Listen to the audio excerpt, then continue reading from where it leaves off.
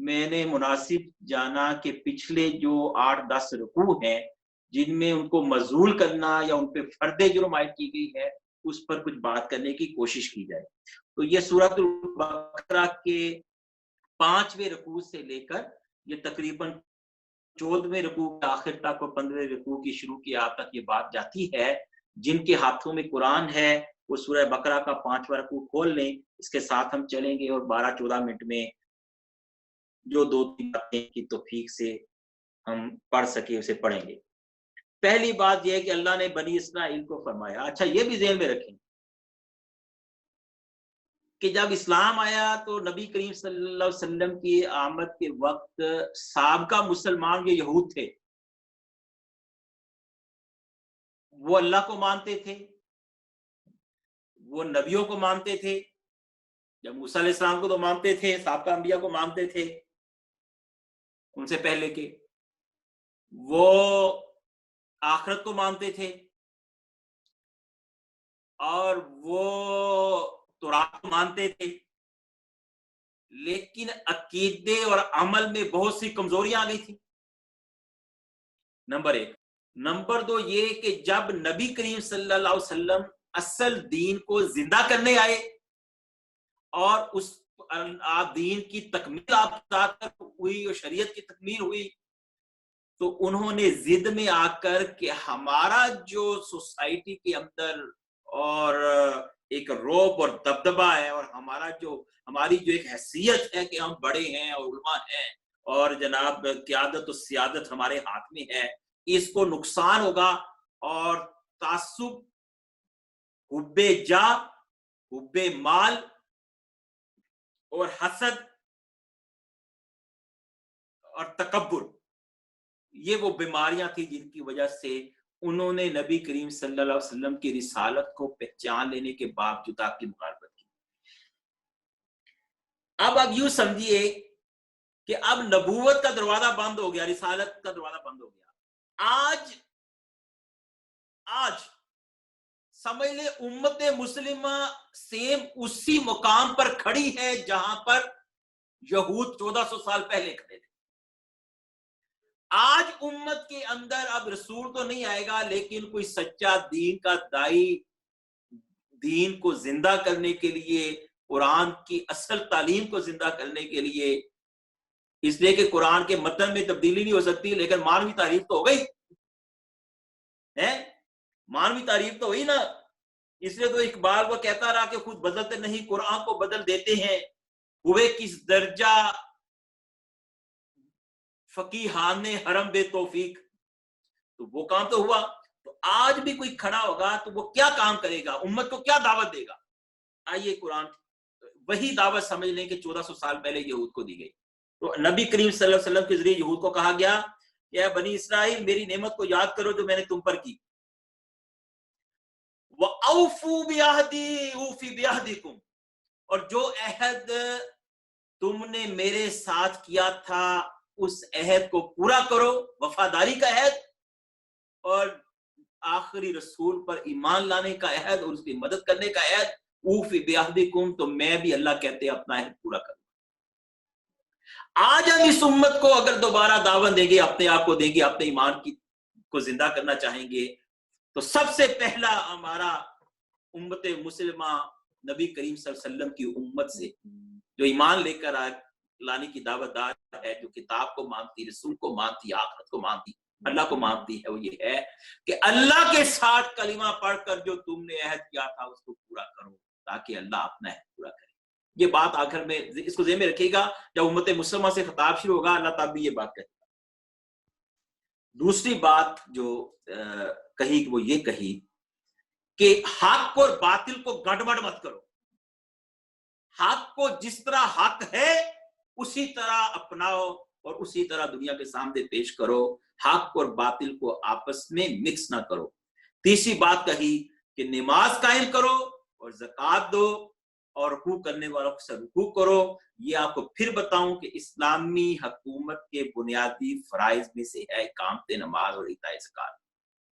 اور اس کے بعد یہ کہا بات لیڈرشپ کو, جو بات کہی گئی لیڈرشپ کو, یہود کی لیڈرشپ کو, آج کی امت مسلمہ کی لیڈرشپ کو, عموم سب کے لیے، لیکن بالخصوص لیڈرشپ کے لیے، علماء کے لیے، حکمرانوں کے لیے، دانشوروں کے لیے، اسکالرز کے لیے بات اتأمرون الناس بالبر، کیا تم لوگوں کو نیکی کا حکم دیتے ہو، وتنسون انفسکم، اور اپنے آپ کو فراموش کر دیتے ہو، وانتم تتلون الکتاب، تمہارے پاس اللہ کی کتاب موجود ہے، تم اس کی تلاوت کرتے ہو، جس بات کی دعوت دنیا بھر میں تم دے رہے ہو اس پر خود عمل کیوں نہیں کرتے؟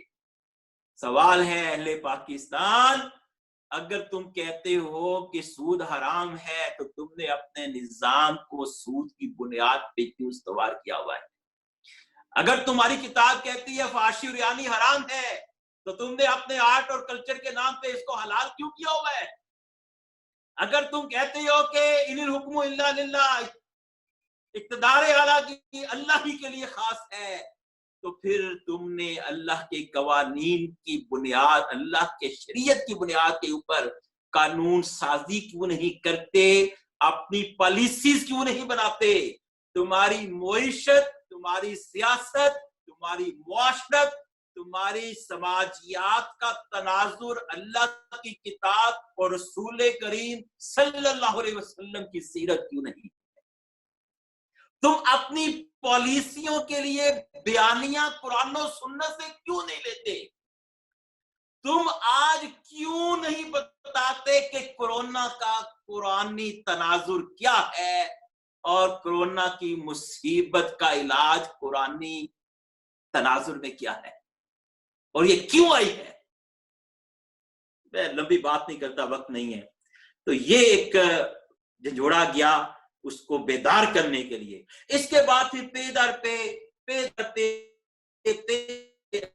جو جرم عائد کی ہے بنی اسرائیل کے اوپر، ان کو بتایا کہ ہم نے تم پر یہ نعمتیں کی، یعنی کہ فرعون کی غلامی سے آزادی دی۔ میں پوچھتا ہوں آپ سے، اللہ نے ہمیں پاکستان کی صورت میں ہندوؤں اور انگریزوں کی دوہری غلامی سے آزادی دی، آج آپ اس آزادی کی آپ نے اہمیت جاننی ہے تو دلی اور احمد آباد کے مسلمانوں سے پوچھئے، سری نگر اور بنو کے مسلمانوں سے پوچھئے، جموں کے مسلمانوں سے پوچھئے، کیا ہم نے جس عہد پر اللہ سے یہ آزادی حاصل کی تھی، کیا ہم نے اس عہد کو پورا کیا؟ بنی اسرائیل کی تاریخ پڑھتے ہوئے اس بات کو فراموش مت کریں کہ قرآن نے امت مسلمہ سے مخاطب ہونے سے پہلے بنی اسرائیل کی تاریخ کو کیوں بیان کیا؟ اس لیے بیان کیا کہ نئی امت مسلمہ جس روش پر وہ چلے تھے، اس روش پر اگر تم چلو گے تو جس کھائی میں وہ گرے تھے اسی کھڑے میں تمہاری موت آئے گی۔ کسی خوش فہمی میں نہ رہنا، اس لیے بنی اسرائیل کی اس تاریخ کو پہلے بیان کیا۔ اور نبی کریم صلی اللہ علیہ وسلم کی روایات ہیں جن کا مفہوم یہ ہے کہ آپ نے بتایا کہ تم ہو بہو وہی کرتوت کرو گے جو تم سے پہلے یہود و نصارہ نے کیے، ہو بہو وہ کرتوت کرو گے۔ تو 1400 سال میں ہم اس مقام پر پہنچ گئے کہ جو کرتوت یہود اور ان کے علماء کرتے تھے اور ان کی لیڈرشپ کرتی تھی، وہ کرتوت آج امت مسلمہ اور ان کی لیڈرشپ کرتی ہے۔ اللہ میں اس رمضان میں توبہ کی توفیق دے۔ اب میں آپ کو ایک تو جھلکیاں دکھاؤں گا اور وقت بھی پورا جائے گا ہیں۔ مثال کے طور پر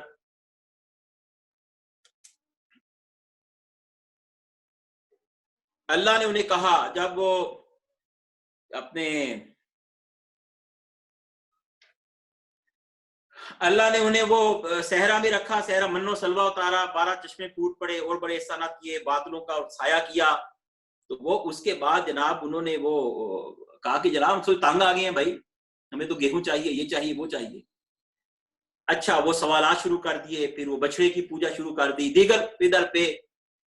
تو اس کے نتیجے میں اللہ نے کہا وَضُرِبَتْ عَلَيْهِمُ الذِّلَّةُ وَالْمَسْكَنَةُ، اللہ نے پھر جرم تلاش میں انہیں جھٹکے دینے کے لیے ان پر ذلت اور محتاجی کو مسلط کر دیا۔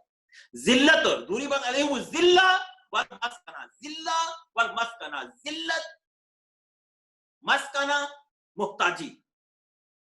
آج آپ سوچئے کہ ذلت اور محتاجی امت مسلمہ کی حالت کا عنوان بن گئی. دین کی جزوی اطاعت، اللہ کی جزوی اطاعت، اللہ رسول کی جزوی اطاعت، اللہ اور اس کے رسول کی کلی نافرمانی ہے. دین کو تقسیم کر کے آپ مستقل یہ کر لیں گے یہ بات تو مانیں گے وہ بلاتے مذہبی امور کے والے ہیں. یہ 2-3 کام بس، یہ اوقاف کا کام مذہبی امور کے والے ہیں جناب. یہ مسجدوں میں ٹائم ٹیبل بنا دو اور یہ جناب حج کے لیے ذرا صورتیں پیدا کر دو اور ان کو منظم کر لو. یہ باقی رہے گی سیاست، باقی قوانین، باقی تھانہ اور پٹوار کا نظام، باقی جناب 20 کروڑ 22 کروڑ مسلمانوں کے معاملات، باقی دنیا کے 7 ارب انسانوں تک اللہ کے دین کا پیغام پہنچانا، باقی اللہ کے دین کی کبریائی، باقی اللہ کے امر کو زمین پہ نافذ کرنا، باقی ظلم و استحصال کی ہر قوت کا خاتمہ کرنا. اس کے لیے وزارت مذہبی امور کی ضرورت نہیں، اس کے لیے مذہب کی ضرورت ہی نہیں ہے، اس کے لیے دین کی ضرورت ہی نہیں ہے. وہ ہم طے کریں گے اور ہم بڑوں سے پوچھ کے کریں گے جو یورپ میں امریکہ میں بیٹھے ہوئے. بھائی بتاؤ کیا کرنا ہے؟ تم چاہو تو اپنے کندھے پیش کر دیتے ہیں، تم چاہو تو اپنی فضائیں پیش کر دیتے ہیں، تم چاہے تو جہاد کو دہشت گردی قرار دے دیتی ہیں. تو جزوی اطاعت کلی نافرمانی ہے. تو فرمایا جو جزوی اطاعت کرے گا دین کا امین ہونے کے باوجود تو اس کی جزا اس کے سوا کیا ہے کہ خزی فی الحیات الدنیا، دنیا کی زندگی میں رسوائی کا عذاب ملے. ویوم القیامہ یردون الی اشد العذاب، اور آخرت قیامت کے دن اس کو دردناک عذاب کی طرف پھیر دیا جائے. اس بات کو دوسرے سلوک میں بھی قرآن نے بیان کیا یہود کے، کہ جب ان سے اللہ نے عہد لیا ان کے اوپر طور مسلط کر کے، جیسے ہوتا ہے نا کہ ہم پہ کرونا مسلط کر کے اب اللہ اللہ یاد کروا رہا ہے، ان پہ طور کو مسلط کیا، طور کو اٹھایا اور عہد لیا، اور عہد اپنے عہد یاد کرو، خذوا ما آتیناکم بقوہ، اللہ سے جو عہد کیا تھا اس کو مضبوطی سے پکڑو، واسمعوا، اور سنو، اور سنو، یہ سنو سے مراد یہاں یہ ہے فالو کرو اس عہد کو. جیسے ہم تراویح میں قرآن سنتے ہیں تو سننے کا مطلب کیا ہے؟ وہ اس کو فالو کرو، اس پہ پیروی کرو. تو یہود نے کہا قالوا سمعنا وعصینا، ہم نے سنا وعصینا لیکن ہم نافرمانی کریں گے. وَأُشْرِبُوا فِي قُلُوبِهِمُ الْعِجْلَ بِكُفْرِهِمْ، ان کے کفر کی پاداش میں اس وجہ ان کے دلوں میں بچڑے کی محبت جو تھی اس نے اطاعت کے اوپر ان کو اطاعت سے روکا. ہم نے بیسیوں قسم کے بچڑے بنائے ہیں، امریکہ بھی ہمارے لیے بچڑے کی طرح معبود ہے، مغربی تہذیب بھی ہمارا معبود ہے، سائنس اور ٹیکنالوجی کا بت بھی ہمارا معبود ہے، اور اپنی حب دنیا وہ بھی ہمارا معبود ہے، نفس کی خواہشات وہ بھی ہماری معبود ہے. یعنی کہ آپ دیکھیں کہ یہ کیسا ایمان ہے. میں سوچتا ہوں، میں آپ نماز پڑھتا ہوں، میں سوچتا ہوں یار کہ ان نمازوں کی کیفیت کیا ہوتی ہے اگر نبی کریم صلی اللہ علیہ وسلم اور صحابہ کرام یہاں موجود ہوتے، اور ہندوستان میں اور کشمیر میں اور فلسطین میں اور شام اور یمن میں اور افغانستان میں اور لیبیا میں اور عراق میں مسلمانوں کو گاجر مولی کی طرح کاٹا جا رہا ہوتا، تو آج محمد عربی صلی اللہ علیہ وسلم ان کے جانثاروں کی نماز اور روزوں کی کیفیت کیا ہوتی؟ وہ اسی طرح ڈیفینس بناتے، وہ اسی طرح بحریہ ٹور آباد کرتے ہیں، وہ اسی طرح دولت کے اوپر دولت کمانے کے منصوبے بناتے رہتے. کیفیت کیا ہوتی؟ ان کا دین انہیں کس طرح کی زندگی گزارنے کے اوپر کھڑا کرتا. اللہ اکبر. تو انہوں نے کہا ہم نے سنا لیکن مانیں گے نہیں. انا للہ و انا الیہ راجعون. ایک اور بات جو یہاں اللہ نے کہی آخر میں آ کے بنی اسرائیل کی فرد جرم جو آیت کی، اس پہ میں اگر وقت پورا کم ہو گیا تو میں روک دیتا ہوں، ورنہ یہ آیت پڑھ کے روک دیتا ہوں، جیسے آپ کی مرضی. جواب نہیں آ رہا میں آیت پڑھ دیتا ہوں. اللہ نے فرمایا یہود و نصارہ چاہتے ہیں، سنیں، وَلَن تَرْضَىٰ عَنكَ الْيَهُودُ وَالنَّصَارَىٰ حَتَّىٰ تَتَّبِعَ مِلَّتَهُمْ. وہ تمہیں پالیسیاں ایوی نہیں دیتے, وہ تمہاری مدد ایوی نہیں کرتے. سنو, تم سے کبھی یہود و نصارہ راضی نہیں ہوں گے حتیٰ تتبع ملتہم, یہاں تک کہ تم ان کی ملت میں, ان کے دین میں, ان کی تہذیب میں, ان کے نظریہ حیات کو فالو کر لو. تم مغرب کے رنگ میں رنگے جاؤ, تب تک وہ تم سے راضی نہیں ہوں گے جب تک تم مغرب کے رنگ میں رنگے نہیں جاؤ گے. مغرب کو اپنا خدا نہیں بناؤ گے, ان کے جھوٹے خداؤں کو اپنا خدا نہیں بناؤ گے. ترکی اور مصر کی مثالیں تمہارے سامنے ہیں. ترکی نے کتنے اشرے کوشش کی کہ جناب وہ یورپی یونین کا رکن بنے. اس نے اس کے لیے اپنے برقعے پہ پابندی لگائی, اذان پہ پابندی لگائی, عربی زبان پہ پابندی لگائی, اپنا عربی رسم الخط کا خاتمہ کیا. اس نے اپنا عورتوں کے لیے ٹانگیں ننگی کرنا لازم قرار دے دیا. انہوں نے سرکاری دفاتر اور اسمبلیوں میں قرآن کو پڑھنا ممنوع قرار دے دیا. انہوں نے جناب مغرب کے ہر رنگ کو اختیار کیا. شراب پانی کی طرح ان کی دکانوں کے اوپر جناب اور محلوں میں جناب پی جانے لگی. انہوں نے ہر کام کیا, لیکن اس کے باوجود بھی چونکہ کلمہ پڑھتے تھے اور برائے نام مسلمان تھے, اس کے باوجود یہود و نصارہ ان سے راضی نہیں ہوئے. اسلام سے بالکل دستبرداری وہ چاہتے ہیں کہ یہ کریں, تو ہم سے کیسے راضی ہوں گے؟ قرآن نے 1400 سال پہلے بیان کر دیا, یا اللہ کو راضی کر سکتے ہو یا ان کو راضی کر سکتے ہو. یہ فیصلہ تم نے کرنا ہے کہ تم کیا چاہتے ہو. میں اسی پہ بات ختم کرتا ہوں. وَمَا عَلَيْنَا إِلَّا الْبَلَاغُ الْمُبِينُ. اللہ ہمیں قرآن کی آیات کی روشنی میں اپنی اصلاح کرنے کی اور دین کو, اپنے دین کو زندہ کرنے کی توفیق عطا فرمائے. وَمَا عَلَيْنَا إِلَّا الْبَلَاغُ الْمُبِينُ. سوال ہو تو آپ کر سکتے.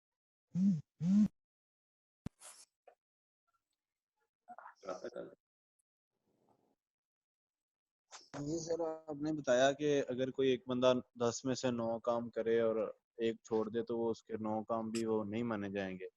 تو اگر ایک بندہ 4 نمازیں دن میں پڑھتا ہے تو ایک اسے چھوٹ جاتی ہے, تو کیا اس کی بقایا 4 بھی نہیں قبول ہوں گی؟ نہیں, وہ جو اسے چھوٹ جاتی ہے نا, وہ نماز کا منکر نہیں ہے, اس سے انکار نہیں کیا.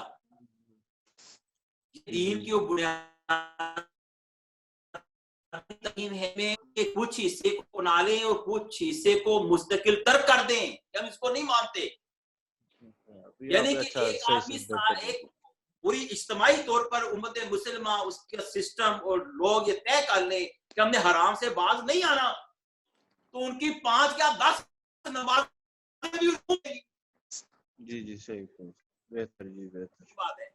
یعنی کہ آپ اگر کہتے ہیں کہ نہیں سود کے بغیر گزارا نہیں ہے اور سود ہماری مجبوری ہے, آرٹ کے بغیر گزارا نہیں ہے, یہ تو ہمارے ہیرو ہیں, ریشم بابرا تو ہمارے ہیرو ہیں, فرحت ہاشمی ہماری ہیرو نہیں ہے, ہماری ہیرو تو ماہرہ خاں ہے.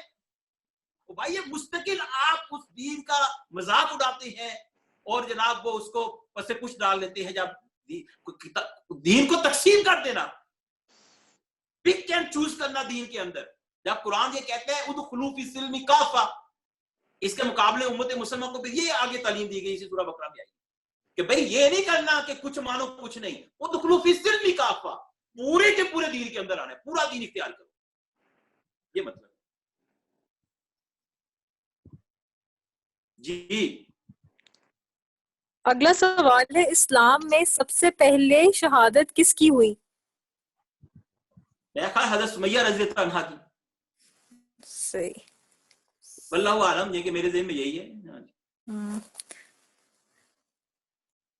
خاتون کی. اچھا, اگلا سوال ہے, اسلام میں جنگ کے اصول اور قوانین بتائے گئے ہیں جن میں واضح طور پر کہا گیا ہے کسی معصوم کو تکلیف نقصان نہ پہنچائیں. اٹامک بام کے استعمال کے نتائج سے ہزاروں کیا لاکھوں معصوم مارے جائیں گے. جہاد کرنے کے اور کئی طریقے ہیں, پھر اٹامک بام کے استعمال کی دلیل اسلام کے اصولوں کی منافی نہیں.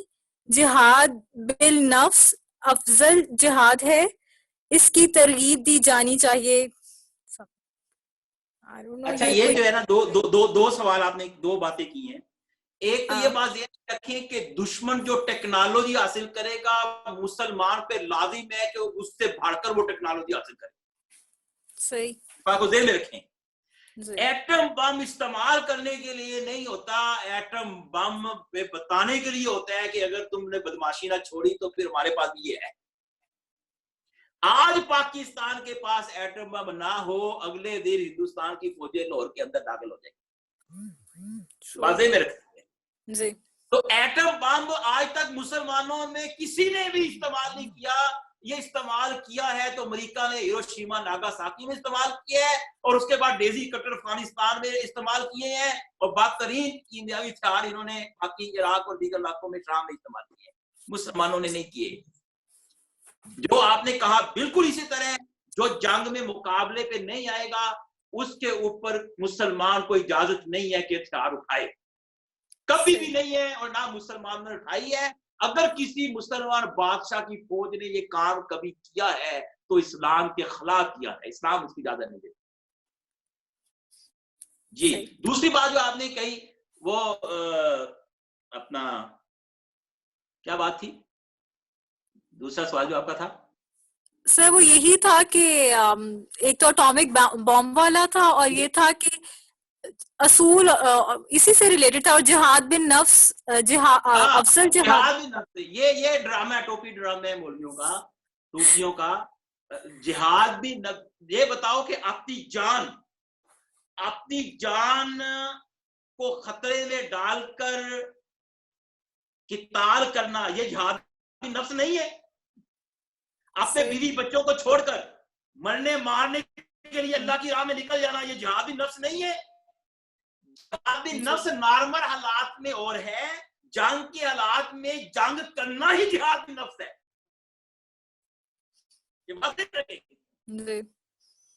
جب اللہ کوئی کتاب کہہ رہی ہو کہ اس وقت تم پر جنگ فرض ہے, اس وقت جہاد بن نفس کے نام سے جو گھر میں بیٹھا رہے گا وہ منافق ہے. قرآن اس کو منافق کہتا ہے.